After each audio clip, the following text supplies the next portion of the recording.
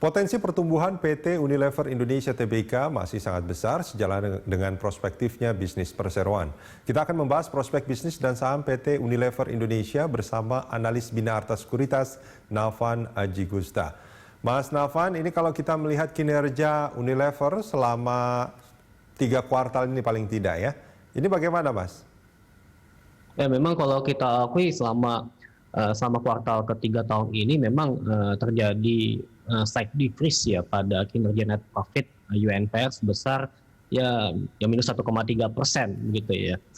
Tapi kalau dari sisi kinerja growth-nya itu mengalami pertumbuhan yang sedikit ya, menjadi 0,3% secara year on year dan positif 3,5% secara kuartalan gitu ya, dan bahkan juga net profit margin perusahaan UNVR pada kuartal ketiga ini pun juga mengalami improvisasi dari 16,5% jadi 17% gitu ya, sehingga saya pikir di sini sebenarnya lihat dari kinerja UNVR di sini masih lebih cenderung sustainable begitu ya. Walaupun kalau saya melihat dari secara umum ya, memang pandemi COVID-19 tersebut membuat terjadinya penurunan pada segmentasi kinerja penjualan pada food and refreshment product maupun juga home and personal care products gitu ya. Tapi kan juga di sisi lain kalau kita melihat dari strategi bisnis UNPR dalam rangka menghadapi mitigasi resiko tersebut, ini kan digital platform UNPR pun juga dikembangkan, dan ini juga merupakan prioritas utama dari manajemen UNPR selama 2 hingga 3 tahun ke depan gitu ya. Dan so far untuk kinerja dari penjualan digital pun juga dari e-commerce ini pun juga mengalami kontribusi ya, memberikan kontribusi sekitar 2% hingga 3% dari pendapatan, dan juga diharapkan ke depannya akan meningkat persentase dari kontribusi tersebut, Mas. Mas Navan, ini kalau tadi ada mengatakan bahwa Unilever bolehlah memang masih tumbuh gitu ya hingga saat ini meskipun sebetulnya tipis sekali. Sebetulnya apakah di industri sejenis di mana Unilever berada ini juga dirasakan oleh perusahaan-perusahaan yang lain?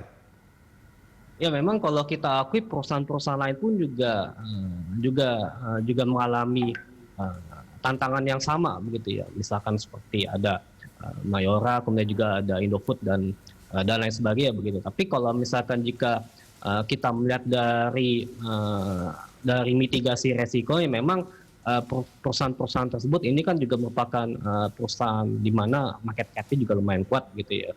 Apalagi di UNPR begitu ya. Dan kita melihat bahwasannya selama strategi bisnis yang dijalankan oleh perusahaan yang menerapkan good corporate governance dengan baik, maka dari itu juga kita berekspektasi akan adanya penerapan efisiensi terutama terhadap raw material maupun juga logistik cost begitu ya, sehingga ini juga diharapkan akan mampu memberikan benefit ya dalam rangka meningkatkan kinerja gross profit margin misalkan seperti itu. Dan memang kalau secara umum perusahaan-perusahaan tersebut juga masih bisa memaintain gross profit margin tersebut begitu ya, sehingga nanti diharapkan kalau misalkan jika kinerja terjadinya recovery perekonomian, bahkan juga PSBB saat ini kan sudah dalam masa transisi ya di kuartal ketiga, dan juga tidak seketat yang terjadi pada kuartal kedua tahun 2020. Tapi kita juga berharap bahwasannya penerapan PSBB akan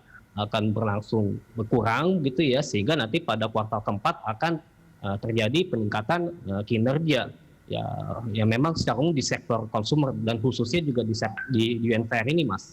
Oke, ini menarik kalau kita bicara soal PSBB.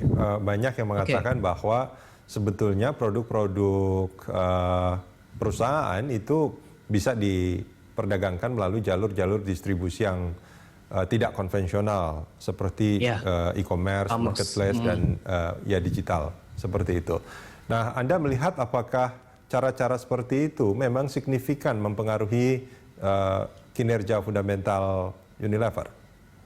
Oke, seperti yang saya katakan sebelumnya bahwasannya pada kuartal ketiga tahun ini untuk kinerja e-commerce dari UNVR memberikan kontribusi yang berarti sebesar 2% hingga 3% dari pendapatan. Memang belum terlalu signifikan ya dari kinerja pertumbuhannya begitu. Tapi memang untuk kedepannya akan diharapkan memberikan kontribusi yang lebih besar, melebihi 3% terhadap pendapatan. Apalagi juga dalam 2 hingga 3 tahun ke depan memang terdapat potensi terjadinya tingkat pertumbuhan permintaan, dan ini pun juga didorong oleh yang namanya recovery perekonomian, dan juga bahkan mudah-mudahan juga pandemi COVID-19 pun juga akan berakhir seiring dengan perkembangan vaksinasi yang semakin progresif begitu ya, sehingga dengan demikian pemerintah tidak lagi menerapkan kebijakan PSBB, maka dari itu pun juga selain dari digital platform pun juga dari sisi penjualan konvensional pun juga saya pikir ini juga akan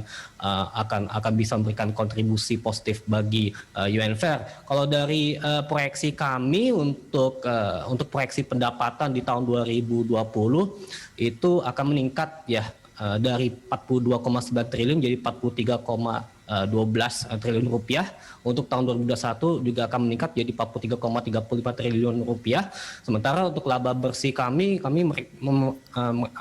berharap dan juga memiliki ekspektasi bahwasannya akan terjadi peningkatan dari 7,3 triliun menjadi 7,4 triliun pada tahun 2020, bahkan pada tahun 2021 akan meningkat lagi menjadi 7,9 triliun rupiah begitu.